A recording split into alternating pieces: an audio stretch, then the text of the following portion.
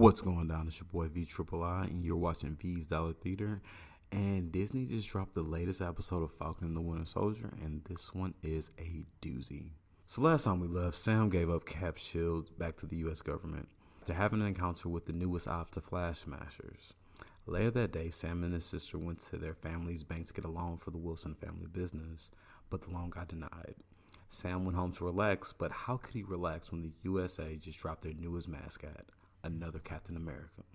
This episode opens with our new Captain America preparing for his introduction to the world. For the sake of this episode, we're going to call him John Walker, because that's what his mama named him. He's a bit nervous about his role as the face of the Avengers, but he's comforted by two people. The first is a very attractive young lady who gets super handsy, and the second person is a swole sergeant named Lamar, who seems to have a history of combat with our new Captain America. The ceremony begins, and our new Captain America is presented on the world stage via a live interview with Good Morning America. Who watches this alongside 7 billion other people? No one other than Cap's best friend, Bucky, who is hot. The next scene, we have Bucky charging up Sam about the new Captain America as Sam is preparing to follow a new lead on the Flag Smashers. Bucky is livid that Sam gave the shield back, and it's totally understandable. Steve was Bucky's only tie to their original timeline, and the person that saved him from his Hydra programming. Outside of his assassin past, some believe that Bucky was actually the rightful owner of the shield and the mantle of Captain America after he went back in time. But here's the thing. Sam's been Captain America's right hand since the fall of S.H.I.E.L.D. and stood by him during Civil War. In the 2-year time skip prior to Endgame, it was Sam who was now Captain America. In reality, it's even a stronger argument that Sam deserves the title of Captain America, but none of that matters because Sam decided to give the shield back to the government. So neither one will ever be the rightful heir because of Sam. The two continue their argument all the way to their next mission. We get that line from the promo commercials about the big three, androids, aliens, and wizards, and the line hits perfectly. The duo is dropped into the combat zone and find a group of Flag Smashers loading up supplies. Bucky and Sam begin monitoring the crew, and Bucky wants to immediately go in and take them down. But Sam's a bit more reserved, using Red Wing to monitor, and via Red Wing we find out that it's actually 5 men, not just the couple they seen. The Flag Smashers begin to leave and the duo splits up. The Winter Soldier manages to sneak into their vehicle and begins going through the hall. He discovers that it's mostly supplies and medicine. He even finds a young girl whom he assumes is a hostage. In reality, she was just a Flag Smasher without a mask. And she has the same strength as the other Flag Smashers and knocks the Winter Soldier out of the truck and the battle ensues.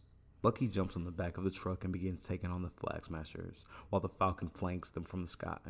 Though these two are some of the best hand-to-hand combatants we have in the Avengers, the Flag Smashers are super strong and hold their own against our two heroes. Things begin to get a bit dire, but then the cavalry comes in the form of the new Captain America and Lamar. The two begin attacking the Flag Smashers, but unfortunately, there are too many cooks in this Fight Club kitchen, so the Flag Smashers manage to find an opening and escape. After the Flag Smashers escape, Bucky confirms what we've all been thinking. The Flag Smashers are actually super soldiers, just like Captain America. As Sam and Wilson head back to their base, new Captain America and Lamar, aka Battlestar. As Sam and Wilson head back to their base, the new Captain America and Lamar, aka Battlestar, catches them and gives them a ride back, using this as an opportunity to introduce themselves and break down the situation. So we find out that globally, things haven't been so smooth since the blimp. The government has to now create resources and identities for all those who came back from the blimp via the Global Reparations Council. But the government is historically slow with resources, so this creates a window for criminal organizations to thrive, which creates a need for another Captain America. Bucky's even more pissed and gets out of the car before they get back to the base with Sam following. Not only do our protagonists have a new enemy, they got a whole fake Avengers team making it harder for them, and this team is actually government sanctioned. Shout out to Tony. As our heroes head home, Bucky just comes out and says he wants to take the shield. Sam gets it, but they can't do it and endure the perils of being on the run. Civil War, Sam, Steve, and Natasha became the Secret Avengers, while Bucky was safe and sound in Wakanda, enjoying some much-needed R&R. While Sam was in the trenches with Captain America and the Black Widow, Bucky was enjoying the good life. So in Sam's opinion, he has no say in what happens with the shield. But Bucky has a retort and a trump card for their super soldier problem. The two go to some random hood and meet a guy named Isaiah. But this guy isn't just some ordinary guy. No. he's the first Captain America, and he's a black man. Bucky asks him for help, and Isaiah is not going whatsoever. The first reason is this. Bucky and Isaiah got down during the Korean War after Bucky slaughtered a ton of Isaiah's allies as the Winter Soldier. So, yeah, they ain't really hanging out. Secondly, after all the work that the first Captain America did, the government locked him up for 30 years. So Cuz ain't rocking with no heroes, he ain't rocking with no government, and he's definitely not rocking with the Avengers. Isaiah politely but firmly tells the two to leave, and as the duo heads out, Sam goes off on Bucky, but their argument is interrupted by some cops, and they arrest Bucky for missing his therapy sessions after giving Sam the Black Man in America blues. At the police station, the new Captain America bombs them out. But before they can get out of there, Bucky's therapist arrives and she has an emergency session with him and asks Sam. During the session, Bucky lets out his true feelings.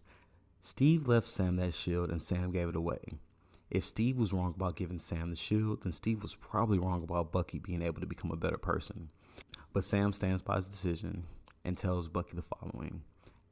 We're going to get the Flag Smashers and then we can go our separate ways. The two leave and Cap and Battlestar are waiting for him. They give him a breakdown of the situation about the Flag Smashers. Not only do they have a leader, but they operate primarily in Europe. Once again, Cap asks them to help and Sam declines. Walker is pissed and he tells him to just stay out of his way. But Bucky sees through all that tough talk. As for the Flag Smashers, we see them loading up their supplies to pass out when they're ambushed by a government agency. One of the Flag Smashers tells him to go and he'll hold him off, but he's killed in the process. But he buys the team just enough time to get away before the agency can catch him. Back with the real Avengers, Bucky has an idea. Why don't we find out what Hydra's up to? If the super soldier serum is out there, Hydra is a prime suspect for releasing it. And where's Hydra, you may ask? Locked up and waiting. And we get a quick glimpse of Zemo before the episode comes to an end. That, my friends, is the second episode of Falcon and the Winter Soldier. So here are a couple of my thoughts. Bucky's right to be in therapy because he's really not ready to be an Avenger. He's really not ready to be a normal human. He has so much trauma from his days as the Winter Soldier. And unfortunately, Captain America wasn't there to help him through it. He had to go back and deal with his own situation. So, yeah, I kind of get why Bucky's so hesitant to do certain things. But on the other side, he's ready to go for other things. Another thought is, if Zemo gets access to the new Captain America, we could be seeing Secret Empire way quicker than we thought. And if you want to find out more about that, holla at my boy Comic Storian or Comics Explained or anybody who has a comic book channel. Secret Empire is arguably one of the best comic book stories in the past 5 years. Another thought is that, that's what I love about Marvel, before I say this. Marvel is really good at looking at the racial dynamics of superheroes. DC not so much, because the three most popular superheroes is a black man who's actually an alien, a black man that's a computer, and a black man with a powerful ring. They got other ones too, of course, but I'm not going to go on those. I'm just going into the main big three: Cyborg, Green Lantern, and Martian Manhunter. They all got like weird quirks about them, and they all have like interracial relationships, so it's not really like into the deep as far as Marvel. Marvel goes there, and they're going there with the serious. But I say all that to say this. Black superheroes always get the raw end of the stick. But they always come back and save the day because the first Captain America, may be what we need to stop the Flag Smashers. Because remember, he still has the secret serum inside of him. So, I don't know. I can see that going a number of ways. Also, as far as the Flag Smashers, I think them alongside Isaiah could be our window into the X-Men. Because think about it. When the female Flag Smasher saw her partner or her friend, the other Flag Smasher who sacrificed his life to give them some time, she looked really sad. Not just a normal sad. It was like, oh, we used to have sex and now your dad's sad. And when you have sex, you have babies. So keep that in mind. And Isaiah was locked up for 30 years. So, and he in the hood. So, once he got out, he was out there raw dogging. So he probably got a couple of little super soldiers running around. They just hooping, but they just happen to be super, super, super strong. Shout out to the boys, you know what I mean?